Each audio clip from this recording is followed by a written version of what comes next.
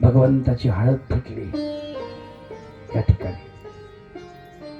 इथे परत दुसऱ्यांदा लग्न लागलेलं आहे भगवंताचं. लोक म्हटले द्वारकेचे आम्ही नव्हतोच, हे सगळी गडबड झाली, आधी तिथं लग्न, इथं लावा, पुन्हा तिथं लग्न लागलं. 3 दिवस तो कारभार चालला लग्नाचा. तापी पौर्णिमेवरती हळद लागली, लग्न लागलं, हळद फिटली, आणि मग भगवंताच्या सैन्याचा जो पाडाव पडलेला होता ते सैन्य उठलं आणि द्वारकेकडे जायला निघालं.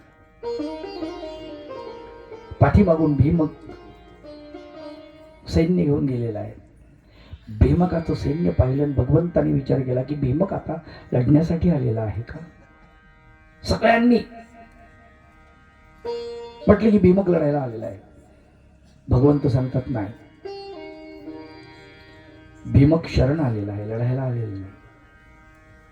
तुम्ही कुणीच वार करायचा नाही. जवळ रथ आल्यानंतर बघितलं, रथावरती पांढरा ध्वज आहे. पांढरा ध्वज हा शरणागतीचं प्रतीक आहे. आणि म्हणून महानुभाव पंथामध्ये ध्वजाचा रंग जो आहे ना हा पांढरा आहे. लक्षात ठेवा, आम्ही देवाला शरण गेलो आहोत. आता आमचं जीवन मरण भगवंताच्या हातामध्ये आहे, म्हणून आमच्या ध्वजाचा रंग पांढरा आहे. म्हणजे बघा, तो पांढरा ध्वज आहे, तो शरण आलेला आहे. त्याने हात बांधले उपरण्याने, भगवंताला शरण आले. भीमकराजे नमस्कार घातला, महाराज मला क्षमा करा, माझ्या पुत्राने तुम्हाला त्रास दिला, त्याचा माझाही नाईलाज होता. भगवंत म्हणले आम्हाला माहिती आहे, आम्हाला कल्पना होती या गोष्टीची, तुम्ही चिंता करू नका.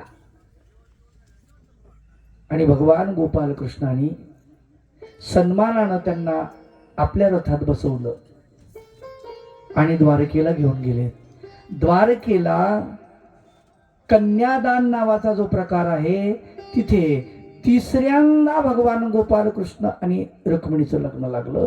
आणि तिथे कन्यादान प्रकार जो आहे तो रुक्मिणीचा भीमक राजाने तिथे केलेला आहे. द्वारकेला पाहुणचार झाले, इकडचे पदार्थ तिकडचे पदार्थ, विदर्भातले पदार्थ, आमच्या महाराष्ट्रातले पदार्थ, गुजर लोकांना खाऊ घातले, गुजरातीतले पदार्थ द्वारकेचे, या लोकांना पाहुणचार सगळा.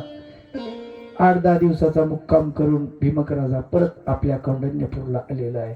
अशा प्रकारे भगवान गोपाल कृष्णाचं हिंदू परंपरेने, महाराष्ट्रीय पद्धतीने, उत्तर भारतीय पद्धतीने, दोन्ही पद्धतीने भगवंताचं लग्न लागलेलं आहे. 3 वेळेस